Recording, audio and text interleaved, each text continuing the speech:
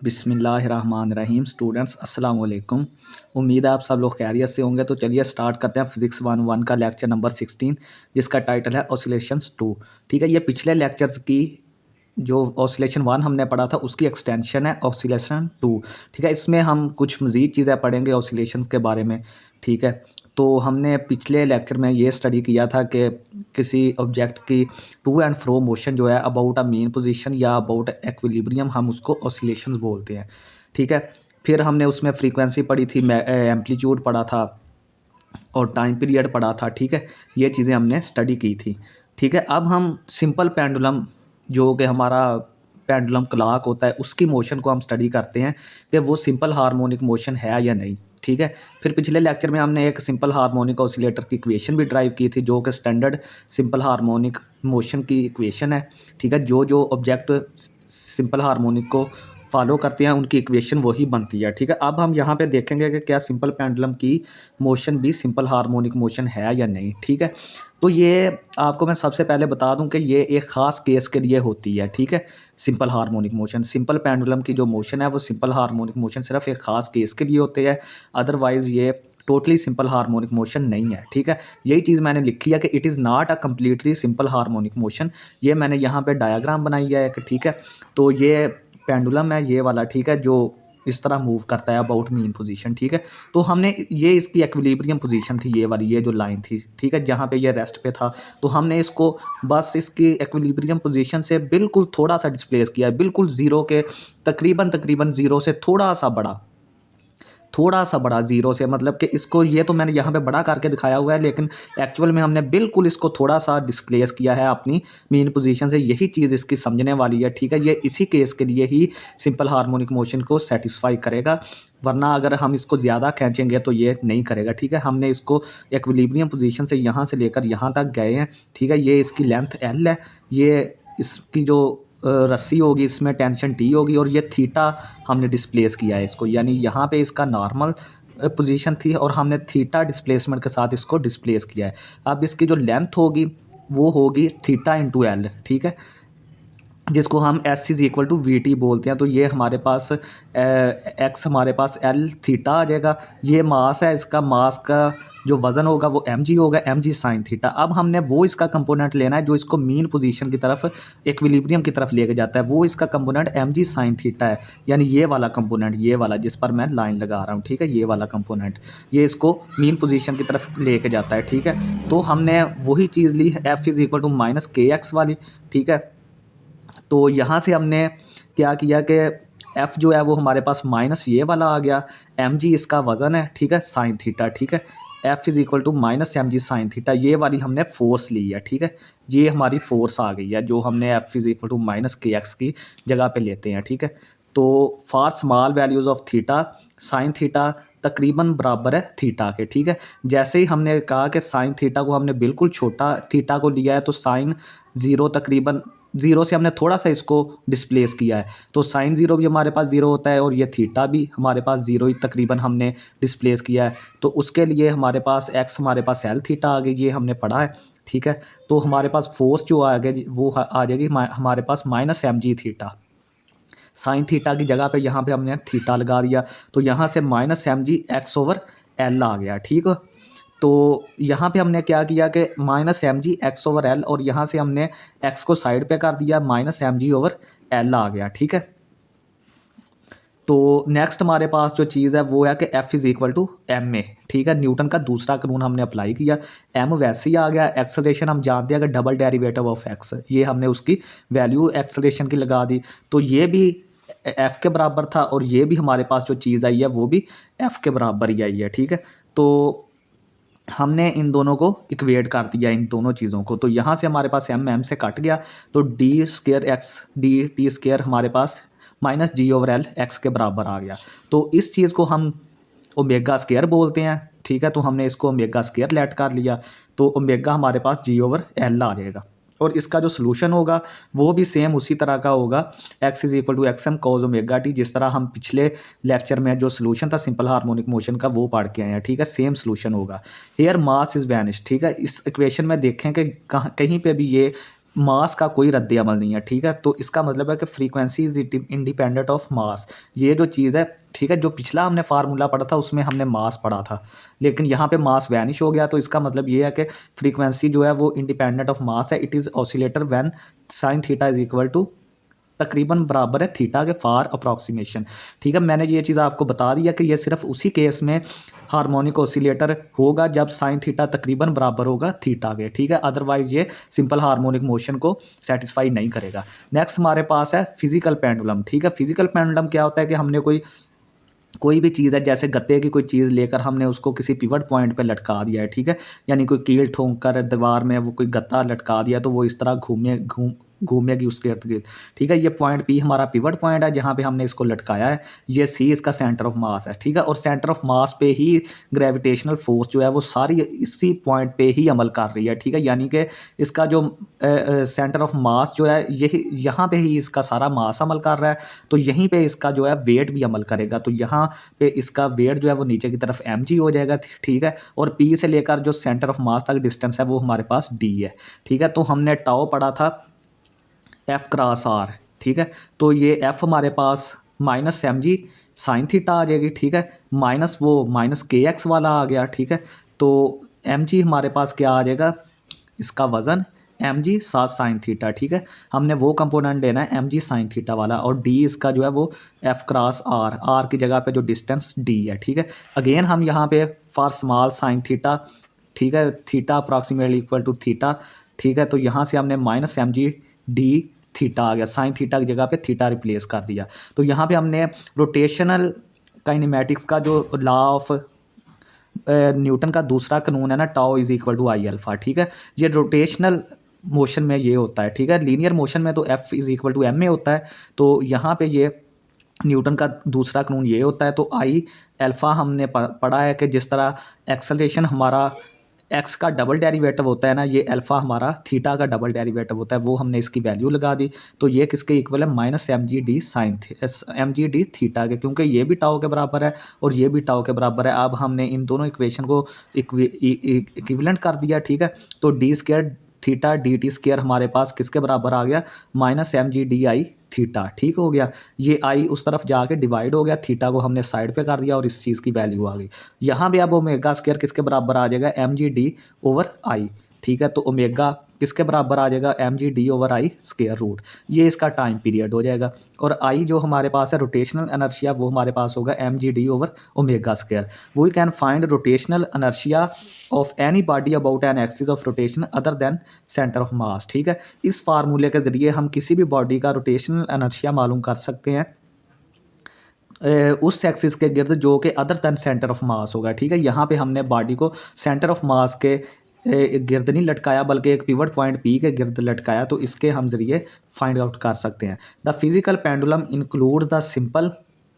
अच्छा, इस लाइन का मतलब ये है कि जो हमने फिजिकल पेंडुलम पढ़ा है ना, ठीक है, जो सिंपल पेंडुलम है इसका एक स्पेशल केस है, ठीक है। जो सिंपल पेंडुलम हमने पढ़ा था वो फिजिकल पेंडुलम का एक स्पेशल केस है। वो हम देखते हैं कि किस तरह वहाँ पे हमने डी की जगह पे एल लिया था, वो उसकी जो लेंथ थी रस्सी की, ठीक है, जिसके साथ वो ओसिलेट करता है, ठीक है। और आई हमारा उसके लिए था एम एल स्क्वायर। तो जब हम यहाँ पे इसका टाइम पीरियड फिर आ जाएगा 2 pi I over M G D, जो हम पीछे पढ़ के आए हैं, ठीक है। इसमें अब आई की जगह पे ये वैल्यू पुट करें एम एल स्क्वायर, तो 2 पाई हमारा अगेन एल ओवर जी आ जाएगा, ठीक है। ये देखें टाइम पीरियड हमारा अगेन वही चीज़ आ गई जो कि सिंपल पेंडुलम में हम पढ़ के आए थे। मींस के जो सिंपल पेंडुलम है वो फिजिकल पेंडुलम का एक स्पेशल केस है, ठीक है, जिसमें आई हमारा एम एल स्क्वायर के बराबर होता है और डी हमारा एल के बराबर होता है। सिंपल आप पिछले फार्मूलों में फिजिकल पेंडुलम के फार्मूले में ये पुट करें तो ये फार्मूला हमारा आ जाएगा। अब हम कुछ एप्लीकेशन पढ़ेंगे सिंपल हार्मोनिक मोशन की, ठीक है। इसमें क्या होता है कि इसमें अगर हमने देखा होगा कि बैट्समैन के पास जो बैट होता है तो उसकी अगर जहाँ पे ग्रिप होती है वहाँ पे आके बाल लगे तो भी उसको झटका लगता है, और अगर बैट की टो पे यानी बिल्कुल नीचे बाल लगे तो भी झटका लगता है। लेकिन अगर सेंटर पे लगे तो फिर झटका नहीं लगता, बल्कि बाल ज़्यादा दूर भी जाती है, ठीक है। वो उसका सेंटर ऑफ मास होता है, सारा मास जो है वो वहाँ पे कंसंट्रेट होता है, ठीक है। तो उसको ही हम सेंटर ऑफ जाइरेशन भी बोलते हैं, ठीक है। तो यही चीज़ हमने वो बात की है कि ये अगर बैट हमारे पास है तो यहाँ पे अगर सेंटर पे सेंटर ऑफ मास जो है सी, इसको हम अगर मतलब के कंसीडर करें, यहाँ पे बाल आके हिट करेगी तो दूर भी जाएगी और झटका भी कम लगेगा, और ये पी पॉइंट पे ज़्यादा लगेगा, सेम एज़ यहाँ पे नीचे, क्योंकि यहाँ पे इसका सारा मास जो है वो अमल कर रहा है सेंटर ऑफ मास पे, ठीक है। तो ये इसकी यही वाली है डायग्राम, इसको मैंने बाहर करके दिखाया है। तो इसका टाइम पीरियड जो है वो 2πL/g था, ये हमने यहाँ पे पढ़ा 2πI/mgd, ठीक है। तो यहाँ पे हमने क्या किया कि एल हमने निकाला, LI/md आ गया, ठीक है। आई की हमने वैल्यू जो पीछे पड़ी थी वो हमने पुट की है यहाँ पे, ठीक है। तो यहाँ से एल जो है वो एल हमारे पास निकल आया, ठीक है। हमने एल जो है वो निकाल लिया, ठीक है। तो एल की वैल्यू हमारे पास जो थी वो हमने यहाँ पे पुट की है, ये वाली, ठीक है, यहाँ पे।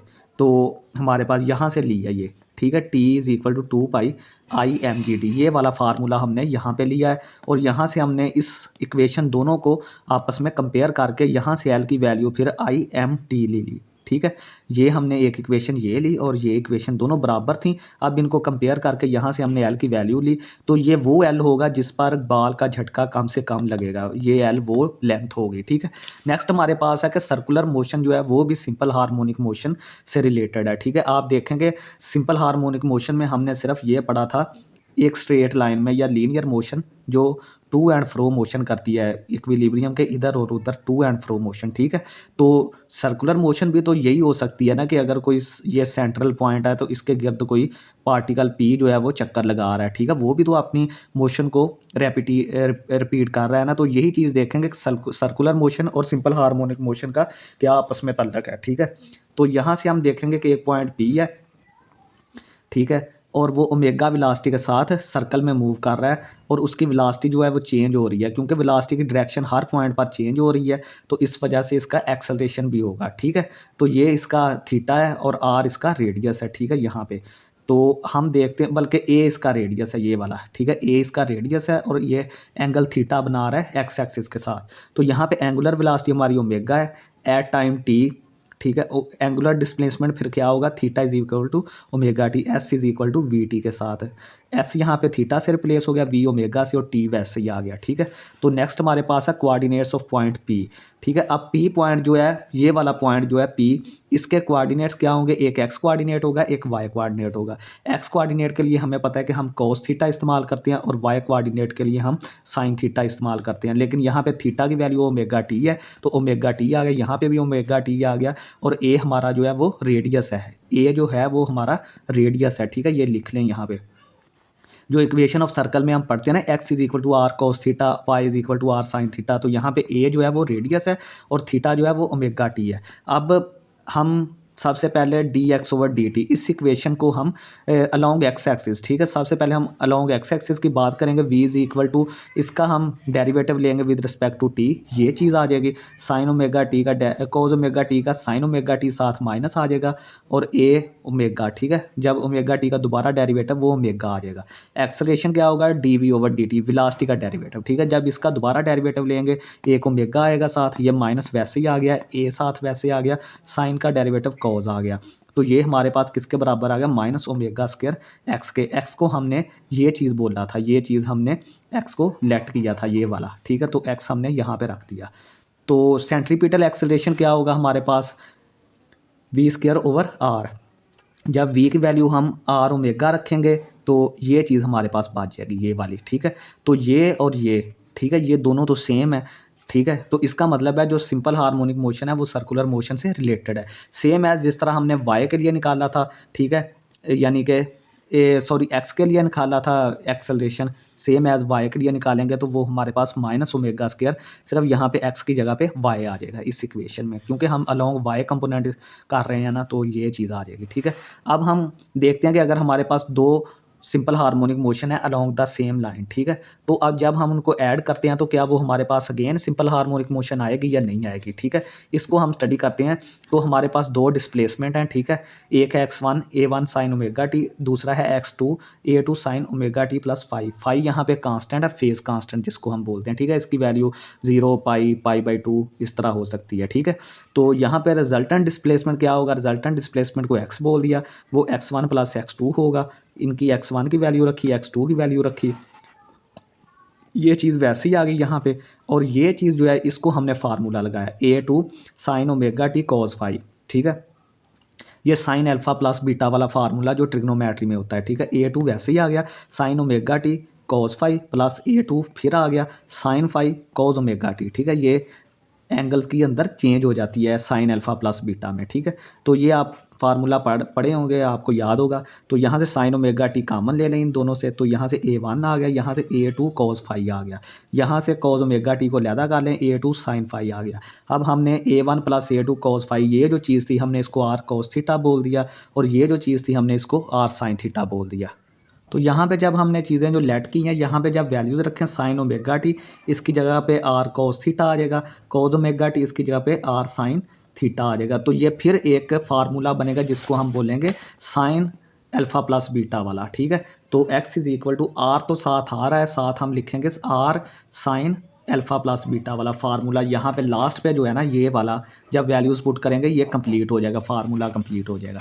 तो हमने ये चीज़ देखी कि ये भी एक जो है वो डिस्प्लेसमेंट आया, और ये भी सिंपल हार्मोनिक मोशन के डिस्प्लेसमेंट के बिल्कुल जैसा ही है, ठीक है। तो ये भी सेम सिंपल हार्मोनिक मोशन है along the same line and has the time period, और टाइम पीरियड भी इसका वही होगा जो उनका था, इट्स एम्पलीट्यूड एंड हैज़। अब इसका एम्पलीट्यूड क्या होगा, एम्पलीट्यूड हम इस फार्मूले से फाइंड आउट कर सकते हैं, ठीक है, ये वाला फार्मूला। और थीटा जो है थीटा हमारे पास ये आ जाएगा, ठीक है। ये जो हमने दो चीज़ें लेट की थी ना यहाँ पे ये वाली, इन इक्वेशन को जब आर साइन थीटा और आर कॉस थीटा को डिवाइड करेंगे तो आर आर कट जाएगा, साइन थीटा बटा कॉस थीटा टेन थीटा बनेगा, और A2 ऊपर आ जाएगा, A2 साइन फाई, और A1 plus A2 cos phi ये चीज़ नीचे आ जाएगी, ठीक है। ये फार्मूला इन दोनों को डिवाइड करने से आया। अब स्पेशल केसेस कौन से हैं कि अगर फाई हमारे पास जीरो हो तो ये चीज़ क्या आ जाएगी, R is equal to cos zero हमारे पास 1 होता है, ये A1 A2 आ जाएगी, बाकी सारी चीज़ जजर के साथ आ जाएगी। तो यहाँ पे मरबे वाला फार्मूला स्क्वायर वाला कंप्लीट हो गया, A plus B whole square, तो ये कट गया, A1 प्लस A2 आ गया। तो थीटा तो जब यहाँ पे फाई ज़ीरो पुट करेंगे थीटा तो वैसे ही ज़ीरो आ जाएगा, ठीक है। तो ये जो है इसका मतलब ये है कि अगर दो हमारे पास वेव्स होंगी तो वो आपस में ऐड अप हो जाएंगी, ये वाली, ठीक है, उनके एम्पलीट्यूड आपस में ऐड अप हो जाएंगे, ठीक है। अगर एक ये वेव है और दूसरी ये वेव है तो जो इनका आंसर आएगा वो एक बड़ी वेव होगी, दोनों ऐड अप हो जाएंगे, ठीक है। तो ये एक कंस्ट्रक्टिव इंटरफेरेंस है, बोथ ऐड टुगेदर, दोनों जो वेव्स होंगी वो ऐड हो जाएंगी। तो कंस्ट्रक्टिव ऐड का मतलब है कंस्ट्रक्ट करना, जमा करना, तो इसलिए इसको कंस्ट्रक्टिव इंटरफेरेंस कहते हैं। जब फाई हमारे पास पाई के बराबर होगा तो ये चीज़ माइनस कॉस पाई हमारे पास -1 के बराबर होता है, A1 square plus A2 square minus A1 A2 आ गया, यहाँ पे A1 minus A2 whole square ये चीज़ आ गई, तो answer A1 minus A2, theta हमारा अगेन ज़ीरो आ गया, ठीक है। तो ये हमारी डिस्ट्रक्टिव इंटरफेरेंस होगी, दोनों जो है वो एक दूसरे को कैंसिल करेंगी, दोनों वेव्स एक दूसरे को ख़राब करेंगी, डिस्ट्रक्ट करेंगी, ठीक हो गया। तो आगे हम पढ़ेंगे 2D simple harmonic motion. When two simple harmonic motions are at 90 degree to each other. अब हम देखेंगे कि अगर दो सिंपल हार्मोनिक मोशन जो हैं वो 90 डिग्री हैं एक दूसरे के, तो फिर क्या होगा, ठीक है। 2D यानी एक्स और वाई एक्सिस में, टू डायमेंशनल में, ठीक है। तो एक्स हमारे पास A sine omega t, Y हमारे पास B sine omega t plus phi है, तो ये वही फेस कांस्टेंट है, ठीक है, ये कांस्टेंट होता है। साइन ओमेगा टी यहाँ से एक्स बटा A आ गया, कॉस ओमेगा टी यहाँ से, ठीक है, ये वाला फार्मूला लगाएं 1 minus sine square theta is equal to cos square theta, ठीक है। तो यहाँ से आप कॉस स्क्वायर थीटा, यहाँ पे साइन स्क्वायर थीटा की वैल्यू रखें, ये वाली साइन ओमेगा टी की, ये वाली यहाँ पे, तो ये वाली चीज़ आएगी हमारे पास कॉस ओमेगा टी की वैल्यू, ठीक है। तो यहाँ से हमारे पास वाई ओवर बी किसके बराबर आ गया, sine omega T cos phi, ठीक है। हमने बी नीचे ले गए और साइन अल्फा प्लस बीटा वाला अगेन ये फार्मूला खोल दिया, ठीक है। अब हमने क्या किया कि X over A cos phi, sine omega T की वैल्यू एक्स ओवर ए हमने पुट कर दी, ये कॉस फाई वैसे आ गया, प्लस साइन फाई वैसे आ गया, कॉस ओमेगा टी ये वाली वैल्यू यहाँ पे आ गई। अब हमने इस इक्वेशन को स्क्वायर किया और अरेंज कर दिया, ठीक है। तो ये हमारे पास इक्वेशन आ गई, ठीक है। थोड़ी सी अब इसको वैसे करने की ज़रूरत नहीं, ये कंसेप्ट है सिर्फ, बाकी आप देख लें, ठीक है। तो ये चीज़ आ गई, ये इक्वेशन है एक एलिप्स की, ठीक है। अब हम इसमें डिफरेंट फाई के एंगल डालेंगे तो देखेंगे कि हमारे पास कौन कौन से केसेस आते हैं। This is equation of an ellipse, ये इक्वेशन है एलिप्स की, ठीक है। When phi is equal to 0 then we get a straight line passing through origin, ठीक है। जब फाई हमारे पास 0 होगा तो ये इक्वेशन किस में बदल जाएगी, एक स्ट्रेट लाइन की इक्वेशन में बदल जाएगी, जिसकी ये शक्ल होगी, ठीक है, पासिंग थ्रू ओरिजिन, और इसकी स्लोप जो है वो पॉजिटिव होगी, ठीक है, पॉजिटिव स्लोप, ठीक है। और जब थीटा फाई हमारे पास पाई होगा देन वी गेट, फिर हम एक स्ट्रेट लाइन करेंगे लेकिन नेगेटिव स्लोप के साथ, ये वाली, ठीक है। तो अगर थीटा फाई हमारे पास पाई बाई 2 है तो ये हमारे पास एक एलिप्स की खास प्योर एलिप्स की इक्वेशन आ जाएगी। तो अगर ए हमारे पास बी के बराबर हो जाता है तो हमारे पास ये एक सर्कल आ जाएगा विद रेडियस ए, ये वाली मैंने साथ बना दी है। अब हमारे पास है डैम्प्ड सिंपल हार्मोनिक मोशन, ठीक है। जब भी हम सिंपल हार्मोनिक मोशन की बात करते हैं तो जब भी हमने पहले बात किया तो उसमें जो एयर रेजिस्टेंस या कोई दूसरी रेजिस्टेंस थी, डैम्पिंग जो है वो हमेशा मौजूद होती है, लेकिन हमने पिछली इक्वेशन जो भी की हैं मतलब उनमें नहीं थी, ठीक है। हमने डैम्पिंग को इग्नोर कर दिया, उसको ऐड अप नहीं किया, लेकिन जब भी सिंपल हार्मोनिक मोशन होगी वहाँ पे डैम्पिंग हमेशा या रेजिस्टेंस हमेशा मौजूद होगी, और डैम्पिंग की वजह से हमारा एनर्जी लॉस होता है, ठीक है। Then we notice this is deep, ठीक है। अब हम इनको डीपली ज़रा स्टडी करते हैं कि डैम्पिंग क्या चीज़ है, ठीक है, और एनर्जी वेस्ट जो है, और इसका इक्वेशन पर, सिंपल हार्मोनिक की इक्वेशन जो हमने पहले ड्राइव की थी उस पर क्या असर पड़ता है। The damping force is always proportional to speed V of object in fluid, ठीक है। जब भी कोई एयर भी हमारा फ्लूइड है और लिक्विड भी फ्लूइड है, ठीक है, और सिंपल हार्मोनिक मोशन इन्हीं दो चीज़ों में होती है, ठीक है। तो जब भी हम बात करेंगे डैम्पिंग फोर्स की तो ये हमेशा प्रोपोर्शनल होती है स्पीड के, ठीक है। जो हमारा वो सिस्टम, ये मास स्प्रिंग की बात कर लें या पिस्टन वाले सिस्टम की बात कर लें, तो वो जो उसमें वेलोसिटी जिसके साथ मूव करता है ना फ्लूइड के साथ, या पेंडुलम की बात कर लें जब वो एयर में से इस तरह गुजरता है तो मतलब वो एयर रेजिस्टेंस को फेस करता है, ठीक है। तो उसकी जो है वो डैम्पिंग जो है वो स्पीड के प्रोपोर्शनल होगी, जितनी स्पीड ज़्यादा होगी उतनी उसकी डैम्पिंग भी ज़्यादा होगी, स्पीड कम होगी तो डैम्पिंग भी कम होगी। तो डैम्पिंग हमारे पास क्या होगा, और इसकी जो डायरेक्शन होगी ना वो वेलोसिटी के अपोजिट होगी, ठीक है। अगर वेलोसिटी इस तरफ है तो डैम्पिंग हमारी इस तरफ होगी, ठीक है। तो ये डैम्पिंग फोर्स किसके बराबर है, माइनस बी, बी हमारा कांस्टेंट है यहाँ पे डैम्पिंग कांस्टेंट, और बी वी साथ लिखना था लेकिन मैंने इसका D x over D T लिख दिया, क्योंकि वेलोसिटी का जो फार्मूला है हम उसको D x over D T भी बोलते हैं, ठीक है, क्योंकि ये एक्स का डेरिवेटिव होता है वेलोसिटी। अगर वेलोसिटी जो हमने फाइंड करनी है तो एक्स का डेरिवेटिव लें विद रिस्पेक्ट टू टी, ये 50 दफ़ा बता चुका हूँ आपको, ठीक है। और बी जो है इसमें greater than zero, strictly greater than zero होना चाहिए, ठीक है। ये मैंने एक बनाई है, इसमें स्प्रिंग है एक, उसके साथ मास है, मास के साथ एक पिस्टन लगा हुआ है, और ये एक डब्बा पड़ा हुआ है जिसमें हाइड्रोलिक फ्लूइड या कोई इस तरह का सीन है, ठीक है। तो ये इस तरह इसके अंदर बाहर मूव कर रहा है, ठीक है। तो जब मूव करेगा तो ज़ाहिर बात है डैम्पिंग होगी, ठीक है। तो ये चीज़ मैंने आपको थोड़ी सी समझाई है, ठीक है। डैम्पिंग मतलब ज़रूरी भी है, जिस तरह के शॉक ऑब्जर्वर हैं गाड़ियों के होते, अगर आप फ़र्ज़ करें कि गाड़ी में हमारे पास जो डैशबोर्ड में लगे होते हैं चीज़ें, वो पिस्टन लगा होता है हाइड्रोलिक में डब्बे के अंदर, ठीक है। वो किस लिए होता है, वो डैम्पिंग पैदा करने के लिए होता है कि जो सडन मतलब के होते हैं झटके लगते हैं गाड़ी में, अगर जंप लगे तो वो उसको रिड्यूस करते हैं, जो वो डैम्पिंग पैदा कर देते हैं उसमें, जिस तरह वो कहते हैं ना शॉक ऑब्जर्वर, वो इसी का काम करते हैं, ठीक है। वो डैम्पिंग की वजह से वह जो झटका वो कम हो जाता है, वो डिवाइड हो जाती है चीज़। तो यहाँ पे न्यूटन का सेकंड लॉ हमारे पास होता है F is equal to M A, ठीक है। तो एफ़ हमारे पास दो तरह की हैं आप इसमें, एक तो थी वो माइनस के एक्स वाली जो स्प्रिंग वाली है, और दूसरी अब डैम्पिंग फोर्स है जो हमने ये पढ़ी है ये वाली, ठीक है। अब दो फोर्सेस आ गई हैं, पहले यही थी सिर्फ, अब दो फोर्सेस हैं, ये वाली भी आ गई। तो ये किसके बराबर है, एम ए के, ए की वैल्यू हमें पता है D square X over D T square आ गई। आप सबको एक तरफ ले जाएं जीरो के बराबर हो जाएगा, लेकिन जब जीरो बी बराबर हमारे पास जीरो होगी यानी डैम्पिंग कांस्टेंट जीरो हो जाएगा, तो ये सारी चीज़ जीरो हो जाएगी। हमारे पास अगेन जो है वो सिंपल हार्मोनिक मोशन की वो कंडीशन आ जाएगी।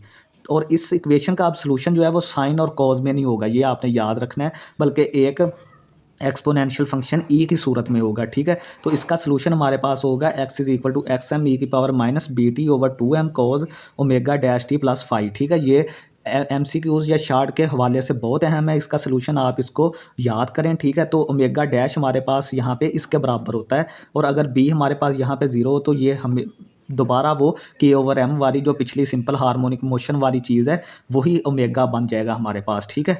If in this situation amplitude decreases with time, ठीक है। तो इस सिचुएशन में क्या होगा कि जैसे जैसे टाइम ज़्यादा होगा एम्पलीट्यूड बिल्कुल ज़ीरो या ज़ीरो की तरफ अप्रोच करेगा। एम्पलीट्यूड वो जो वेव हमारी इस तरह बनती है वो इस तरह एक लाइन की तरह बन जाएगी, क्योंकि ये टाइम के साथ साथ डैम्पिंग फोर्स ज़्यादा होती जाती है, ठीक है।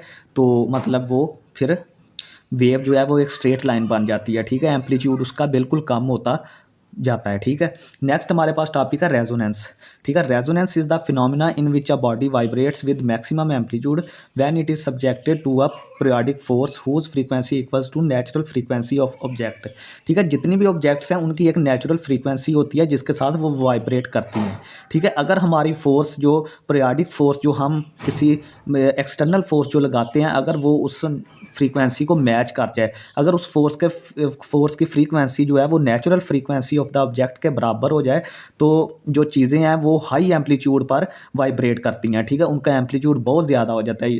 तो इस तरह से ये रेजोनेंस का फिनोमिना अकर होता है। इसमें हमारे पास omega is equal to omega naught, यानी कि नेचुरल फ्रीक्वेंसी हमारे पास अप्लाइड फोर्स की फ्रीक्वेंसी के बराबर हो जाती है, ठीक है, मैथमेटिकली।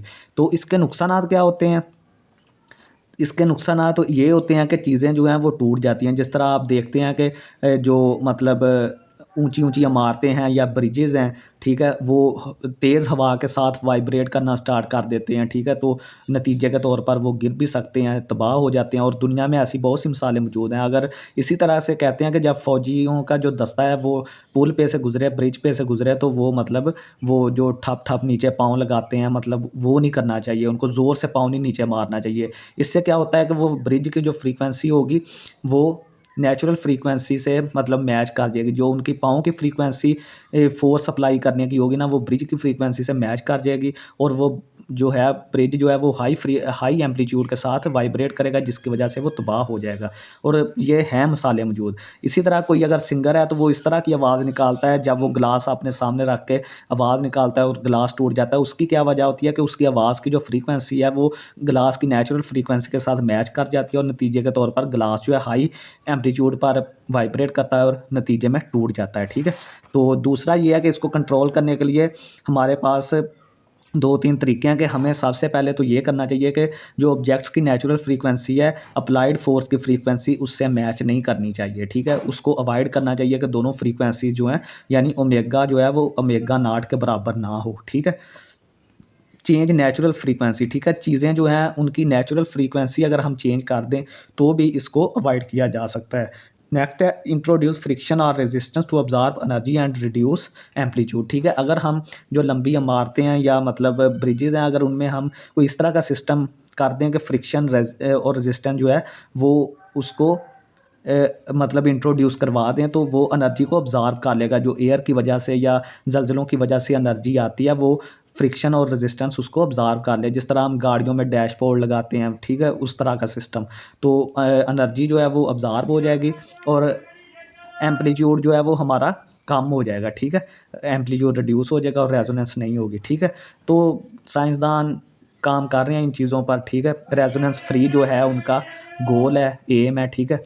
तो ये था स्टूडेंट्स आज का लेक्चर। उम्मीद है आप सबको पसंद आया होगा, ठीक है। तो यही है कि आप हमारे चैनल 5 मैथमेटिक्स को लाइक करें, सब्सक्राइब करें और अपने दोस्तों में लाजमी शेयर करें।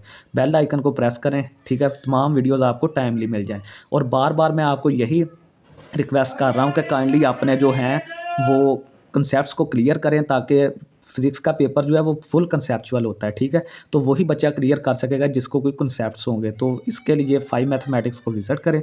बहुत शुक्रिया स्टूडेंट्स, अल्लाह हाफ़िज़।